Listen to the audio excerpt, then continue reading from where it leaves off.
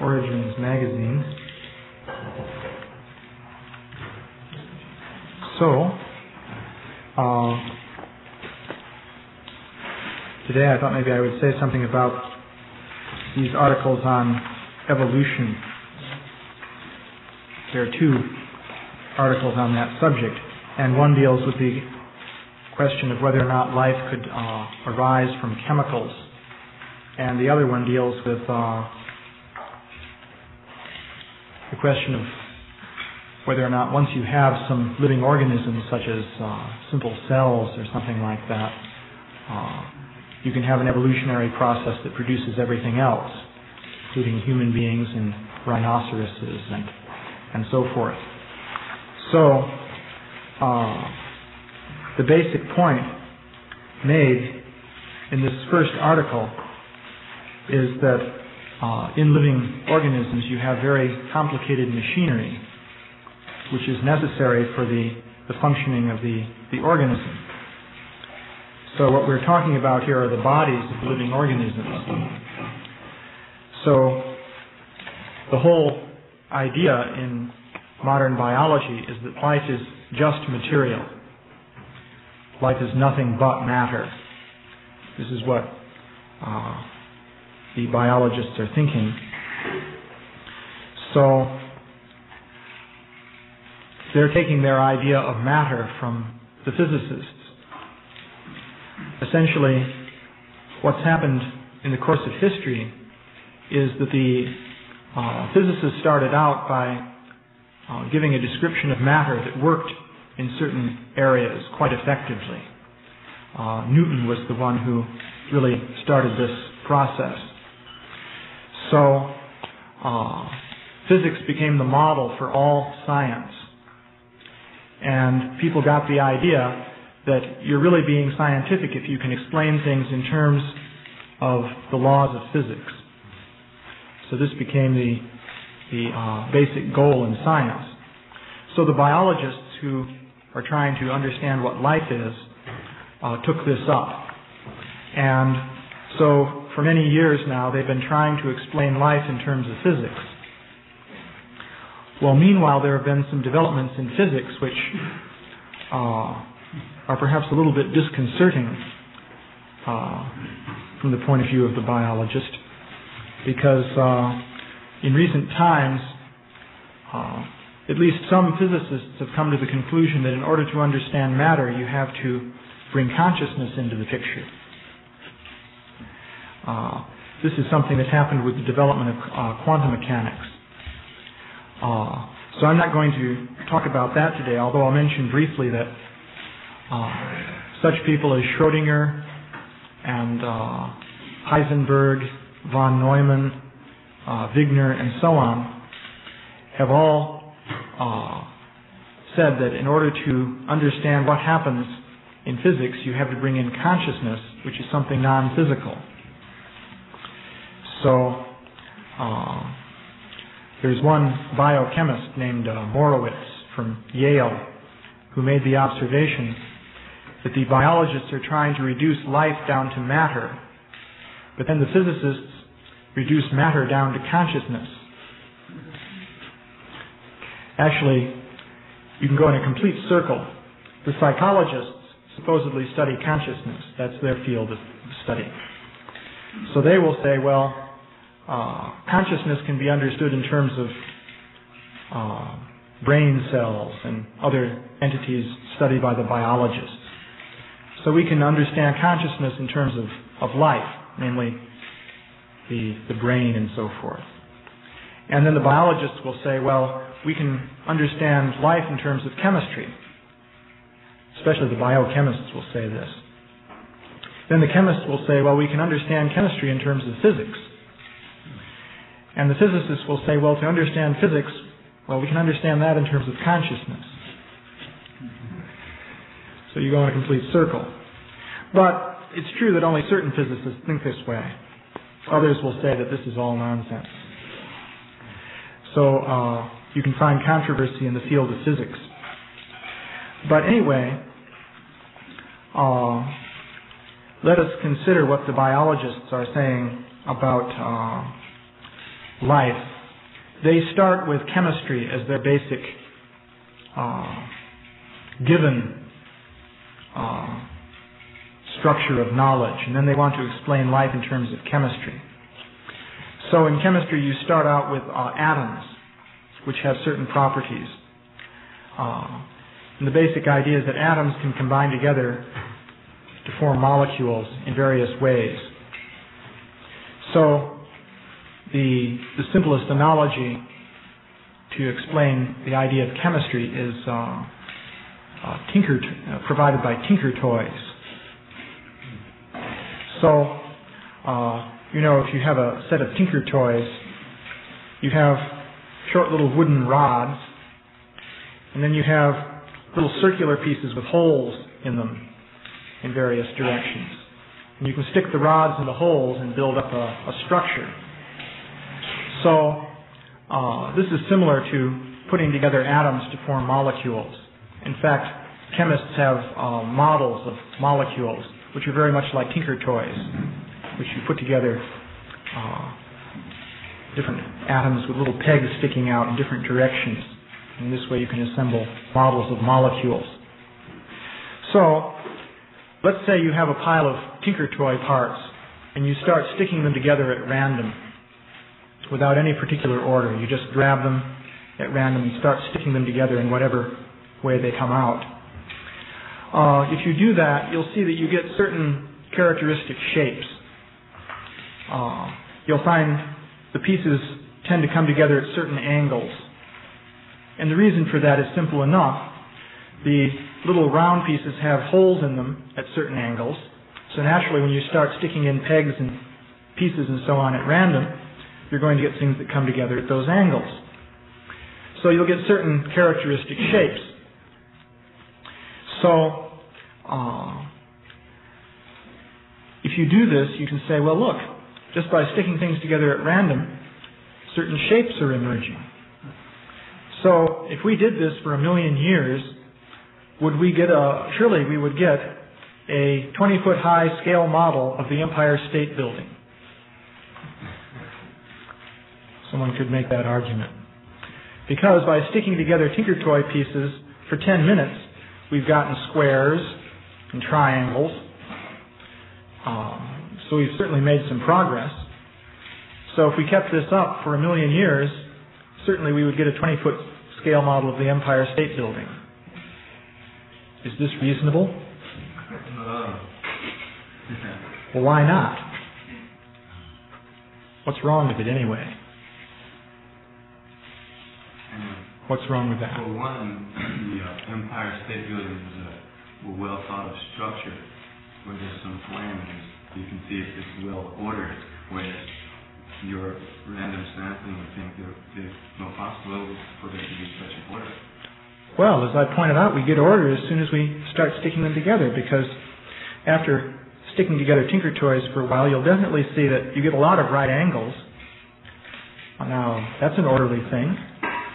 A right angle. After all, you have 360 degrees, and one possibility is 90 degrees, that's very specific and orderly. So you're certainly getting order when you put them together. So you just do it for a longer time, and you get more order.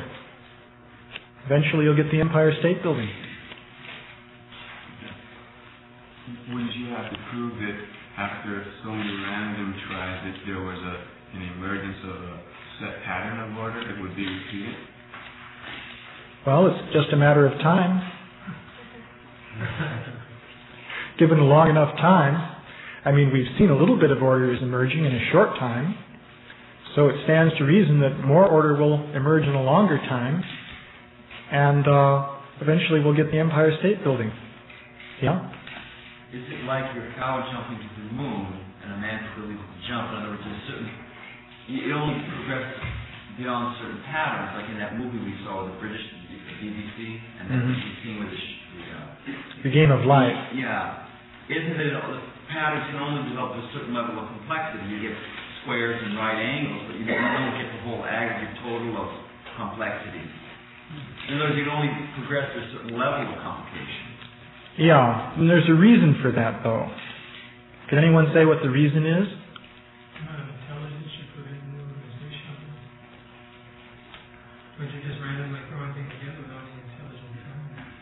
Yeah.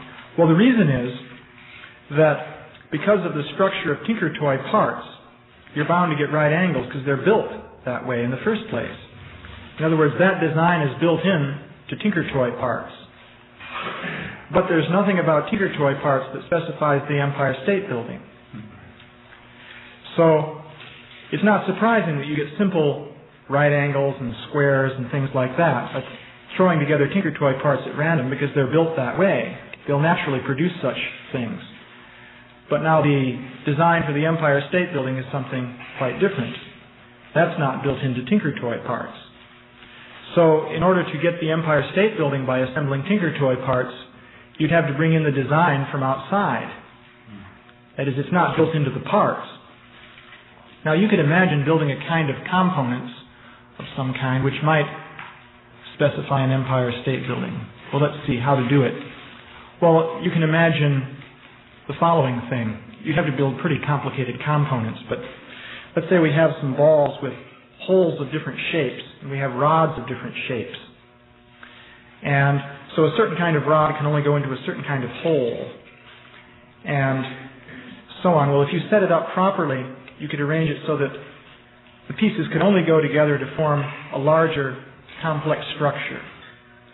So if you kept trying to put the pieces together at random, and if they wouldn't go, you just kept on trying, and if they did come together, you left them together, then with such a thing you could build up that complicated structure.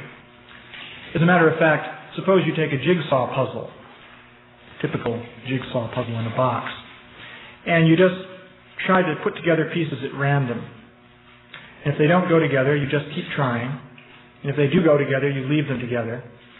Well, it's just a matter of time before you put together the whole puzzle. And the reason that you'll put together the whole puzzle is that the shapes are such that they only can link together in one way. And it was built that way in the first place. So that way you can put together the whole jigsaw puzzle.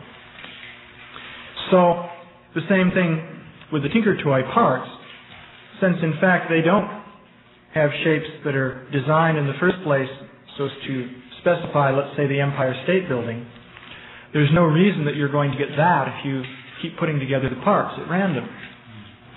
So we can apply the same thing now to life. There's a famous experiment done by a man named Stanley Miller here at UCSD. He took ammonia, methane, water vapor, and, well, I guess that's basic. Yeah, that's what he took. Put it in a big flask and put an electric spark through it for a certain number of hours. And he found that some brownish gunk accumulated. And if you analyze that chemically, you'll find that there are certain molecules that are called amino acids. So, now it seems that proteins are made of amino acids. There are 20 different kinds of amino acids. There are certain types of chemicals. And proteins are made of amino acids. And proteins are very important molecules in the body. Everyone knows you have to get enough protein, and so on. So immediately people started saying, well, look, this shows that life could originate just by throwing together molecules at random in a primordial soup. The idea was you start with the Earth billions of years ago in a primordial state in which supposedly there's no life. The whole thing supposedly condensed out of an earlier primordial gas cloud surrounding the sun. Of course, the sun also supposedly condensed out of a gas cloud. And the gas cloud itself condensed out of the debris thrown out by the Big Bang, which started from nothing.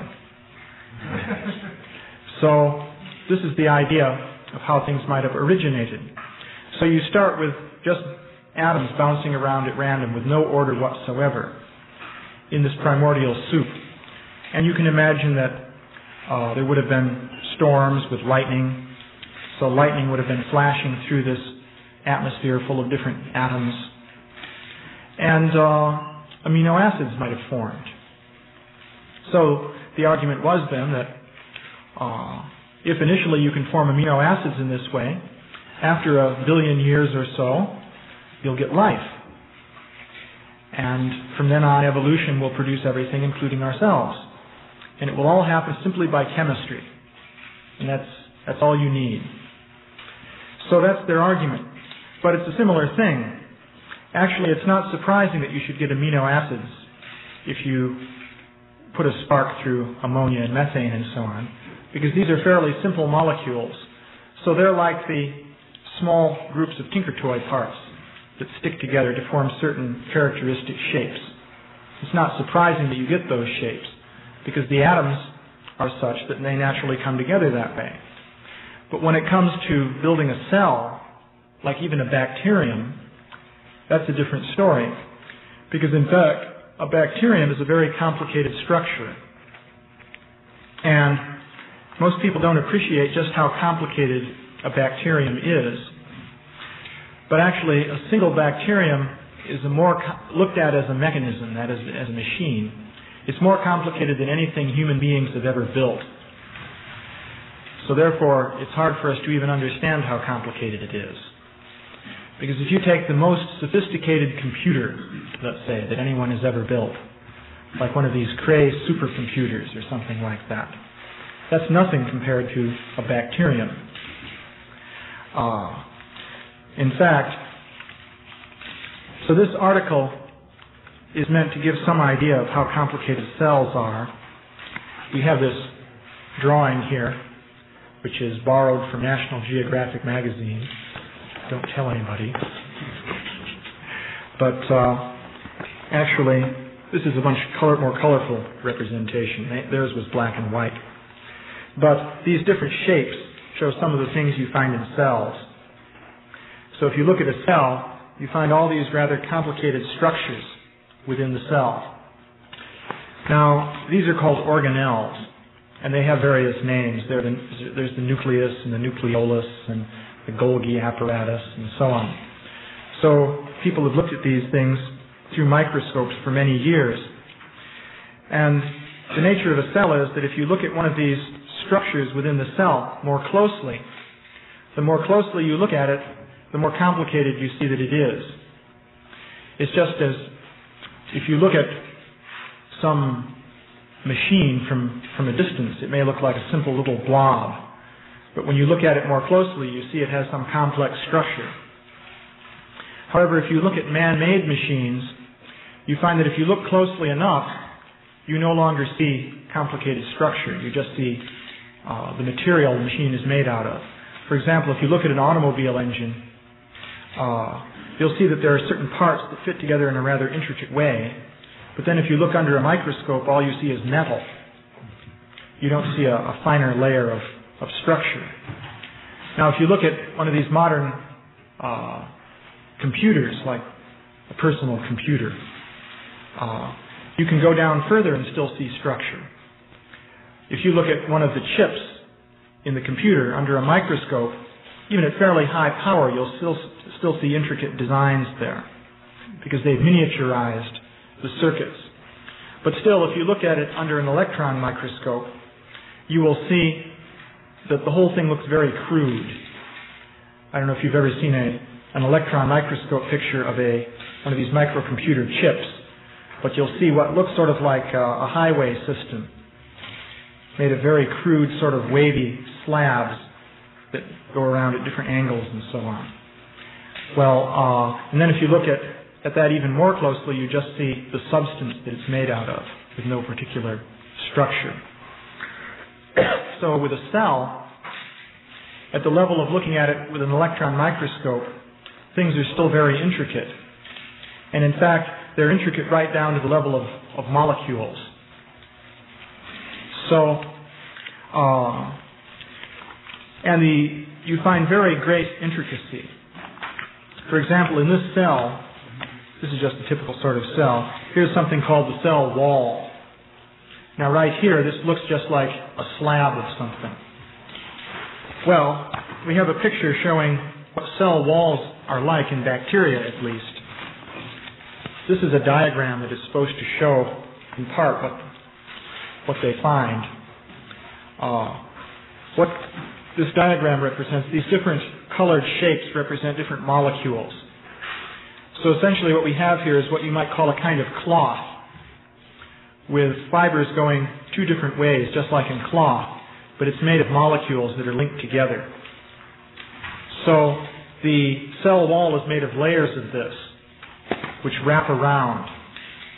And this is not exactly ordinary cloth because it has the property that it can grow. And it turns out there's a manufacturing process whereby molecules come together and build up this cloth in a systematic way. Because the cell is, you can imagine, it's wrapped in layers of this, but the cell keeps growing and dividing, so the cloth has to keep growing also.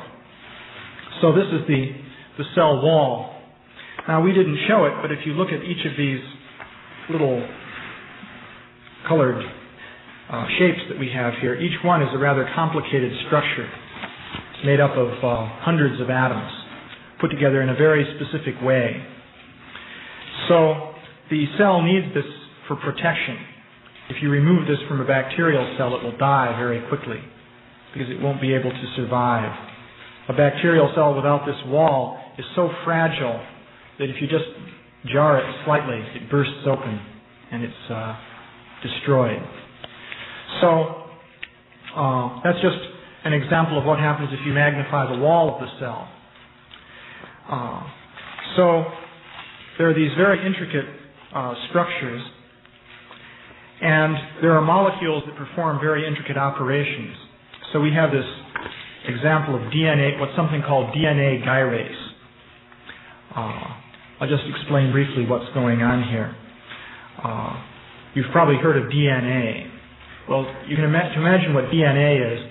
Imagine an extremely long chain which is made of 4 different kinds of links. And by putting the links together in different orders, you can spell out a message. So imagine that there are millions of links in this chain, spelling out a very long message. So in the bacterium, this chain is there, and it's folded up in a very complicated way. The DNA in a single bacterium is several thousand, if you stretched it out, it would be several thousand times the length of the bacterium. So to fit it inside the bacterium, you have to fold it up.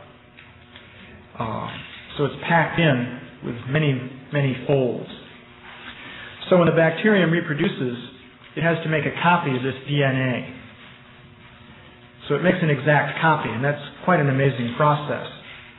But one part of this process is that, to make the copy, you go down the chain, and essentially you bring in links that match as you go down the length of the chain. So now, once you've done this, going down the full length of the chain, you have 2 chains that are copies of one another. But the thing is, they're folded up thousands of times all together within this very tiny space. Now, you can imagine doing this, say, with string. Suppose you have 2 strings that run parallel to each other, and they're folded together, folded over and over again thousands of times. And now you have to separate them into 2 places so that they're completely separate. But they start out completely together. Now, you can imagine you might get some problem with tangles if you tried to do that. So, in fact, in the bacterial cell, there's a tendency for the DNA to get tangled up. So in the cell, there's a way of eliminating tangles. And the method is this. If you've ever tried to unknot a tangle of string, you may see that one string goes underneath another one. And you can see that, well, if only it went on top of the other one, then you could undo the knot. But normally with string, unless you want to cut it, you have to keep twisting around to try to undo the tangle. So the bacterium has a system for cutting the DNA and then re-splicing it. So if you have 2 pieces that go like this, it can cut the lower piece into 2 parts.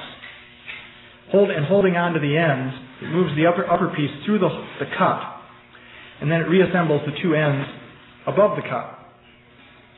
So if you have a system like this, it's easy to undo knots. So the cell has a system like that. Now, we made a drawing showing how it might work, showing this little robot here. If you can take a look at this drawing. But it shows the steps you would have to go through to perform that operation. Now, this is fictitious, by the way, this drawing. Nobody knows how it's really done, but they do know that there's a kind of enzyme, it's a big protein molecule of some kind that does this. But you can see, just by thinking about it, what this thing has to do. It has to grab a hold of the two strands, like two ropes, and it has to cut through one of the strands, move the ends apart while holding on to them, because if it lets go, then it'll lose the end, and then there'll be real trouble, because how will it ever find the two ends and bring them together and put the thing back together again? So you can't let go of the ends. That would be fatal. So holding together the ends, you move them apart, then you have to have something that holds onto the other strand and moves it through the gap.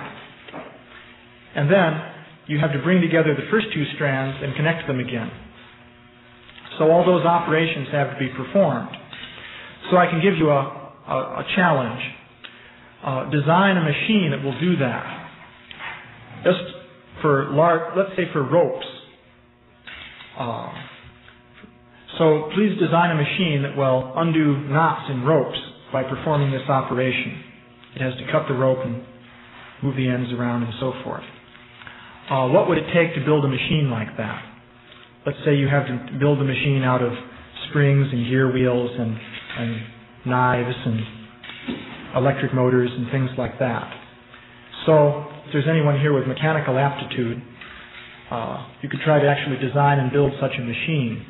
What I propose is that it would be difficult to build it. It would be a fairly complicated little gizmo. So one molecule within the bacterium does this operation. And if it didn't do it, the bacterium couldn't reproduce because it couldn't disentangle its DNA. So that means it couldn't build another copy of itself. Now, bacteria tend to be killed in the nature of things. So the life expectancy of one bacterium isn't very long. So that means if they can't reproduce, they'll die out very quickly. Bacteria manage to keep living because they keep dividing in half and producing more and more bacteria. So there are always plenty of them around. So the result is you can kill bacteria like anything, but unless you kill every last one, very quickly you'll have more. For example, some bacteria can divide once in 20 minutes.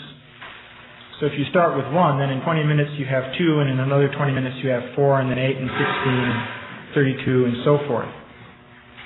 So the point is, without this particular arrangement, the bacteria couldn't reproduce. So how did the bacterium get that arrangement in the first place? Without it, it can't even reproduce, and it will die. So it needs that apparatus in order to even live. So you might say, well, it evolved. But unless the bacteria can live and reproduce, there's no question of evolution. Now you might say, well, an earlier kind of bacteria had some different arrangements, so it didn't need Toyota. Well, you could say, well, by chance maybe you could. So you can actually try it and see how rapidly you get improved automobiles. And what I'm asking now is not just to improve the automobile, but to add a new kind of machine. Just to make it more realistic as far as automobiles go, let us say that for automobiles in northern countries, it would be convenient to have an automatic little snow shovel, snowplow device, so that when you push a button on the dashboard, the hood sort of opens up, and this little snowplow thing comes out. In this way, in the morning, when you find your driveway is completely covered with snow, you just push the button, this plow comes out, and you drive out and you plow your driveway out. Very convenient. So, of course, present cars don't have that. So, by zapping the instructions to the computers that control these robots, could you get such a snowplow device to be added to the car. Now you can easily see how to design such a device. You need probably some hydraulic machines to move the plow, and of course you need the plow blade itself, and you need different joints with bearings so they rotate easily, and you need some kind of motor to power the hydraulic devices, and then you need some electrical equipment which goes to some switch on the dashboard. So I think an engineer could put together something like that. But now I'm asking whether just by randomly changing the program for these robots that build the cars, you can expect to get something like that. Well, yeah? Can't they counter that, we're talking about cold steel, and whereas with molecules or organisms, we're talking about things that are breeding, and there already is a possibility of mutation, and there's generations, and there's well, that's why I use the Toyota example. You're not comparing apples to oranges. It's not like the robots are breeding, and therefore they created from, I understand the example that's taking it on a grand scale. The idea of robots, something happening on a small scale themselves, but just in my neophyte or layman's mind, it just seems that when you're dealing with something soft, it's more pliable, so to speak. With organic things, there's the possibility of mutations and... Yeah, but you have to understand, first of all, the reason I used the robot example was that there you have a process that's going on. Now, to be sure, it's going on because there's a big factory and so forth, and they're maintaining the robots.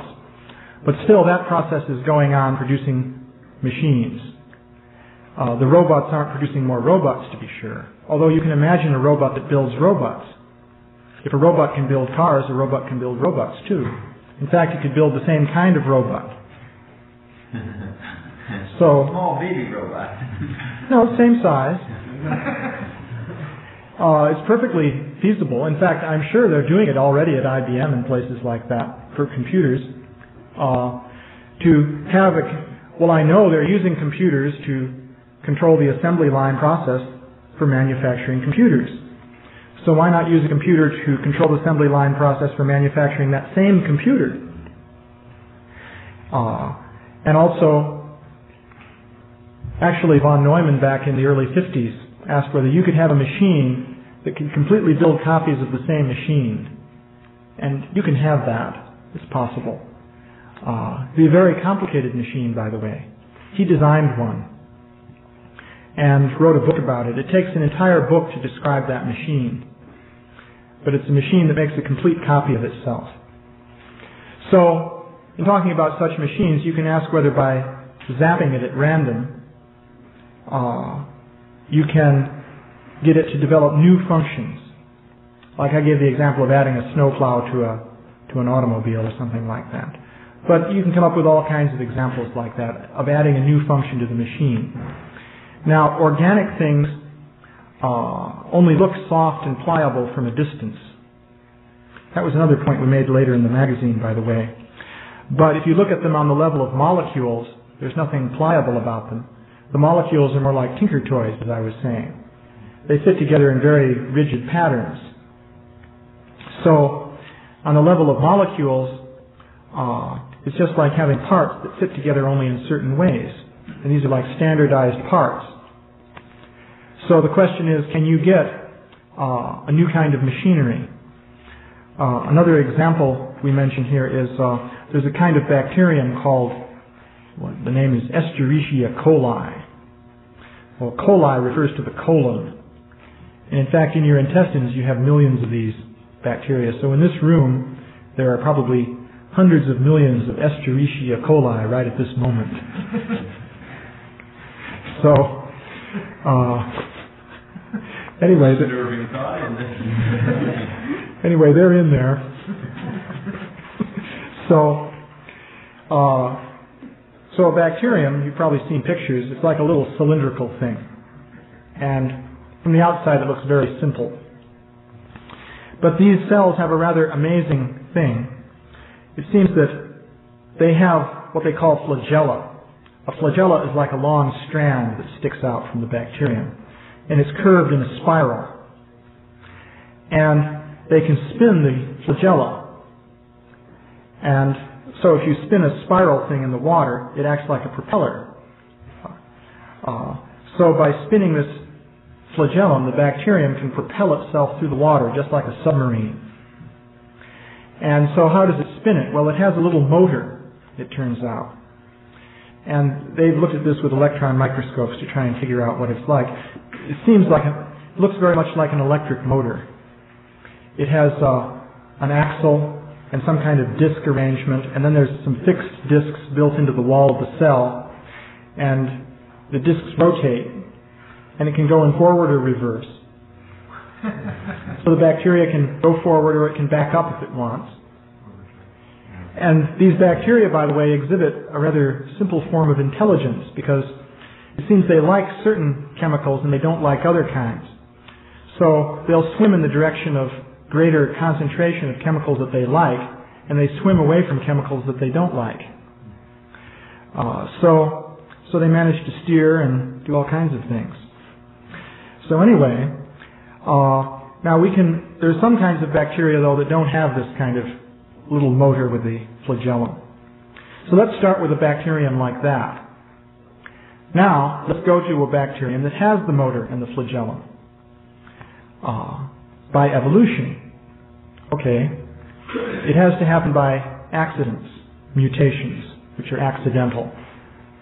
So how do you go from bacterium with no motor and flagellum to one that has one? What are the steps? So I can give you that as a homework problem. Well, you have the DNA, which supposedly specifies all the different proteins and other molecules in the cell. So, in a cell that has this motor, it produces appropriate proteins that assemble together to form the motor. And that's pretty amazing in its own right, that they assemble together. It's just like, it's not only that you have a motor, but the parts of the motor have to automatically assemble together to make the motor. Well, that's a good trick, but you can build things that would do that, if you think about it. But just by accidents hitting the cell, how are you going to get that? That's the question. So someone may say, well, it could happen by a sequence of accidental steps like that. So I'm open to that possibility. All I ask is that you specify what the steps are. If someone says, well, now, let's not go into that. You should just believe that in fact it happened that way. Never mind what the steps are. You're asking too much. But it's certainly possible. So therefore you should believe that it's so. You should believe that it did come about just by a process of mutations gradually producing this structure. The idea is the mutations produce the structure, and then once the structure is functioning, that gives the bacteria an advantage over the bacteria that don't have that structure. And so then that becomes dominant. So that's called natural selection. So the idea is by mutation and natural selection, it all comes about. That's how the E. coli bacteria got their little motors, and that's how other bacteria evolved eventually to become human beings, and so forth. You should accept that that's how it happens. Someone might say. After all, can you prove that it couldn't possibly happen that way? So I'm saying all I ask is that please show in this simple case of the bacterium with the little motors how that could happen. Because if you stop to think about it, there are reasons for thinking it couldn't happen. So what are the reasons? Well, for a motor you have to have first of all an axle that can turn. For example, if it's square it can't turn. So that wouldn't work. So then the axle has to be connected to some kind of disc. And then there are these other discs. But surely not just any disc will do. If you just put together some kind of disc, it's not going to be a motor. If you look at electric motors, you know you have to have coils with magnets that work in a certain way so as to pull the thing around in a circular motion when you put electricity through it. Of course, they don't really know how these motors work. They think it's maybe like a turbine with molecules rushing through under pressure, hitting some kind of blades that spin around. So let's say it's a turbine then. Well, then you have to have blades. and the blades have to be tilted at an angle. So if you just throw things together, how likely is it you're going to get blades that are tilted at the right angle? Plus, you then have to have the molecules coming through at pressure, under pressure, so you have to have some arrangement that will make the molecules go through. Even if you have the blades and the axle, but you don't have the molecules going through under the right pressure, the thing still isn't going to work. And so on. And then, even if you have the complete motor, if it's not connected to this flagellum, then what good is it for the bacterium? If it's just spinning away and not connected to anything, all it does is waste energy. And actually, you can argue that if a bacterium wastes energy, then it will lose out in competition for other bacteria. Here's a calculation you can do. Let's say a bacterium wastes 1% of its energy uselessly, but you have another bacterium that doesn't do that. So that means that the bacterium that doesn't waste its energy, let's say, can divide in 20 minutes, but the bacterium that wastes 1% of its energy can divide in 99% of 20 minutes. And you may think, well, that's pretty close. But then, for 2 divisions, it's 99% of 40 minutes. And if you go up for about 99 divisions, it comes to within 99% becomes 20 minutes in its own right. So the point I'm making is eventually the bacterium that's a little less efficient will fall behind by 1 division from the first bacterium. If it's fallen behind by 1 division, that means there are half as many of them as the first bacterium. So if it's even 1% less efficient, after a certain length of time, there are only half as many of the less efficient bacteria as the other more efficient one, all other things being equal. And then after twice as long as that, there's only 1/4 as many. So that means it loses out if it's 1% less efficient. So how can a bacterium afford to build a motor that doesn't work and wait around for the flagellum to be added? You can't really have a research and development department, so to speak. Yeah, in other words, the bacteria can't afford that because they're all, say, growing in your intestines. Because in your intestines there are millions and millions of these bacteria. But if there's one kind of bacteria, let's say one bacterium in your intestine has somehow or other built a motor and it's almost perfect. The only trouble is it's not linked up so as to actually enable it to swim. So all it does really is waste energy for that bacterium. Well, it's going to die out. All the others will outcompete it, and it won't be there after a while. So there are reasons for thinking it can't happen. And you may say, well, these aren't perfect reasons. Maybe somehow it could happen. Maybe there's something you didn't think about. So that means more or less that every mutation has to be a success. Well, you can have failure. You need to have a rapid turnover like that because it's just a margin of ability to fall behind. Well, you can say you could have mutations that are failures and they fall by the wayside, but someone could argue, well, if you wait long enough, you're bound to get one that's going to be successful. But then the question is, how long do you have to wait? Well, let's say, and this is another basic point, let's say you have to wait 10 minutes to get a mutation that gives you one particular kind of part you need. Let's say 1 out of 10 does that. But then to get another part that you need, it's another 1 out of 10. So that means you wait for 10 to get the first part, but then you have to go through 10 of those cycles to also get the other part, going 1 out of 10. So that's 1 out of 100, you see. And now if you have a third part you also need, and it's 1 out of 10 for that too, then you have to go to 1,000 to get that. So the problems multiply. They don't just add. So, let's say if you need 100 parts, and it's 1 out of 10 chance of getting each part, and the 100 parts are needed for the complete machine, then you multiply 10 by 10 by 10 100 times. And that's how long you have to wait in order to get all 100 parts. Yeah?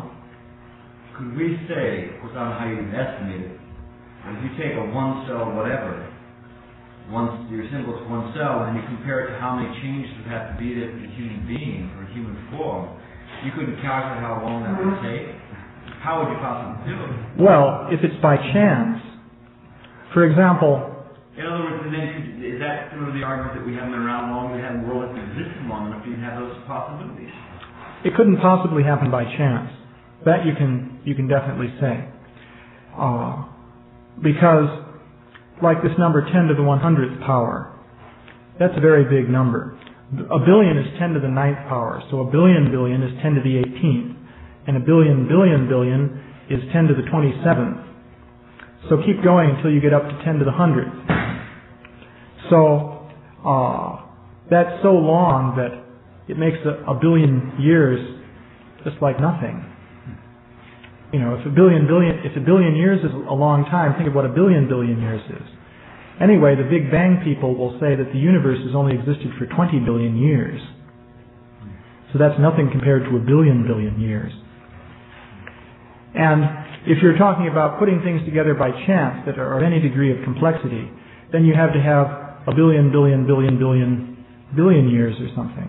In fact, you can do ridiculous calculations, such as the following.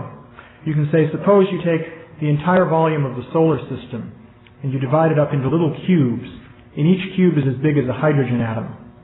And in each cube, a billion times a second, you try to throw together a certain complicated machine by chance.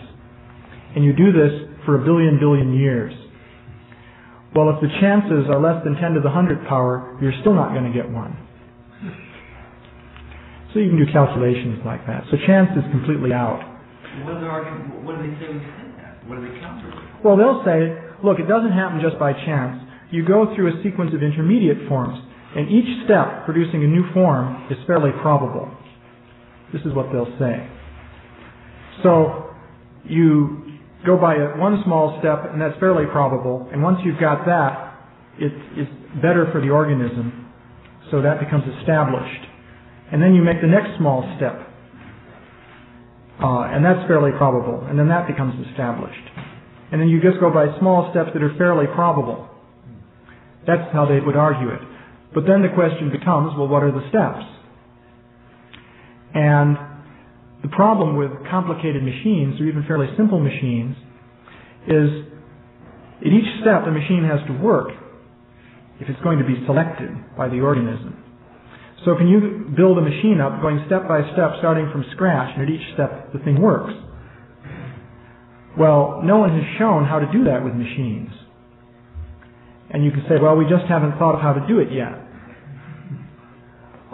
Surely it's possible. Or people will say, well, I know you can't do that with man-made type machines, like wristwatches and automobile engines and computers and radios and so on. But it can happen with biological machines, because they're different. So, okay, but how are they different, and can you show that? Because as I was saying, there are reasons for thinking it can't happen. The reason very simply is that all the parts, in order to work in a complicated way, have to come together in a specific fashion. And one part will have to relate in a specific way with many other parts. That means in a machine, if you change one part, you also have to change many other parts in order for the whole thing to keep working. Just like in a wristwatch, if I say I want to change one gear wheel, then I have to change a lot of other gear wheels, and so on. So that's the reason for thinking you can't do that with machines. So, but if someone says, well, biological machines are different, so it can happen with them, then, well, how can it happen? What are the steps? So, one can argue like that. So that's some basic point concerning evolution. Now, that's all negative, however. In other words, one is just criticizing the theory that it all comes about by molecules coming together by chance. So then what do we say? Well, of course, our proposal is that there's an intelligence behind the design of these machines.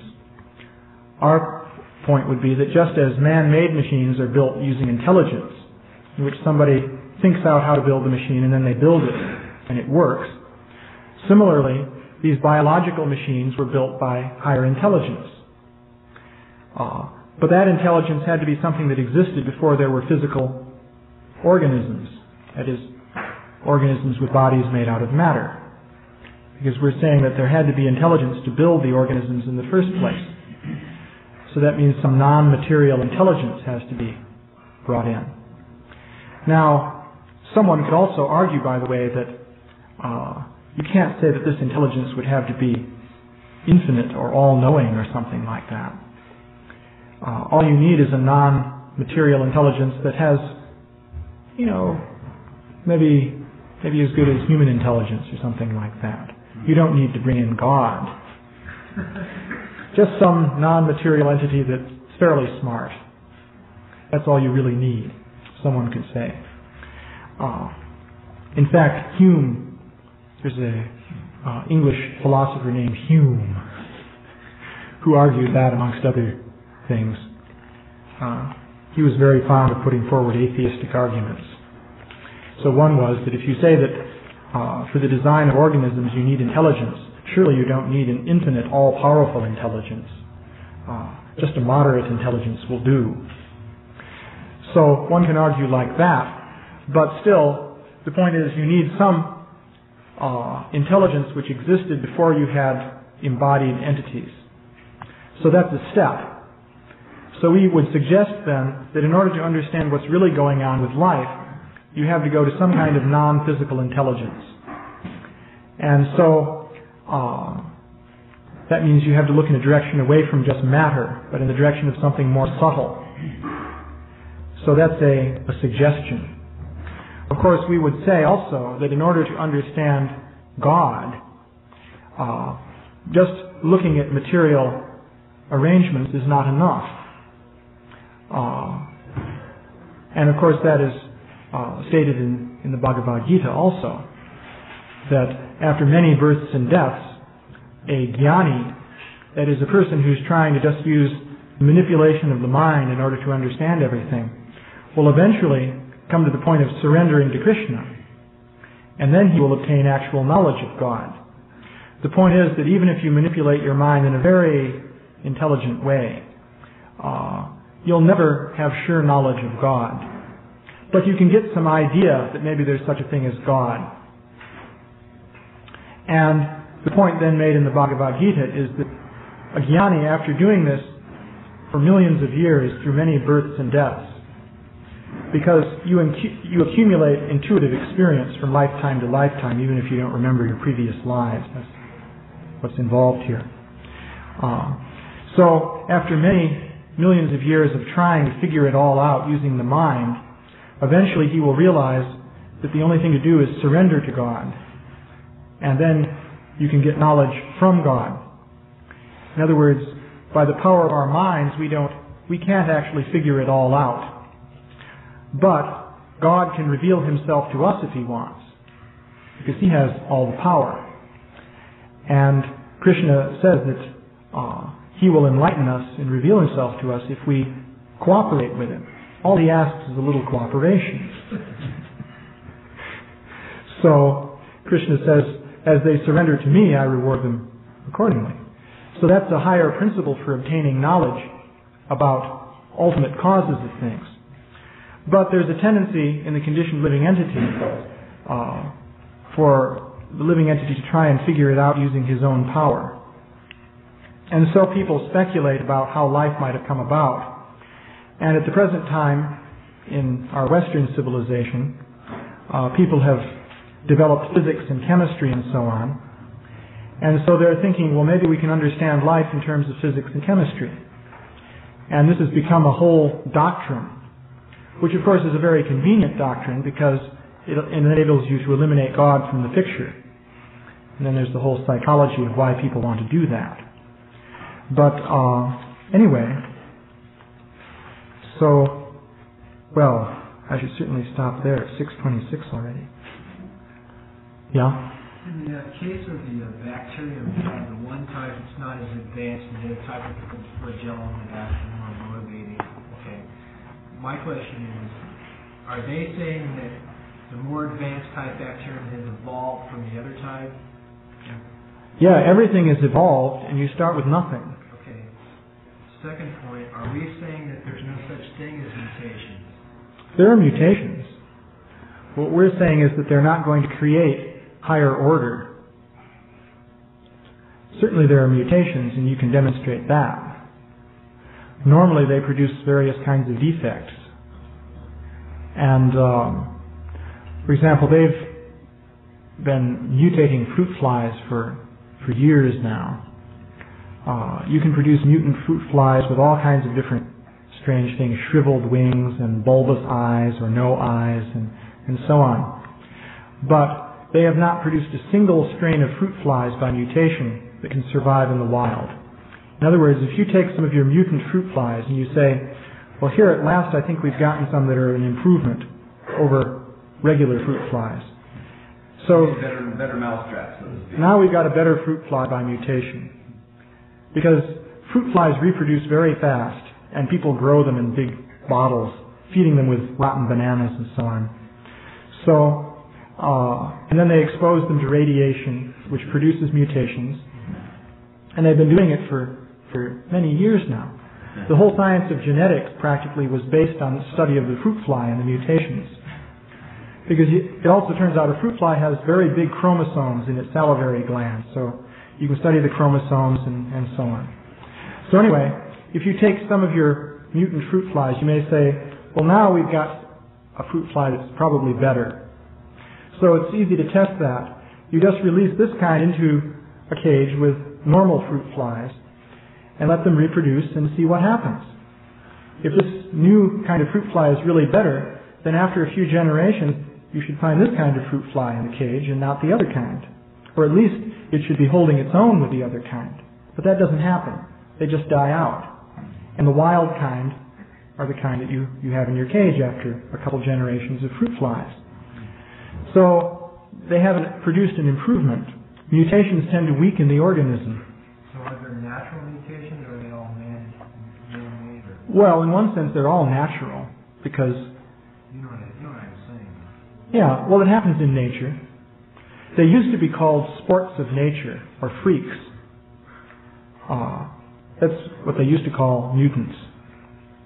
And it happens, typically you just get some monstrous thing. Or else it can be very subtle, you get just a slight change. But, and sometimes a mutant can be helpful in a perverse sort of way. For example, there's sickle cell anemia.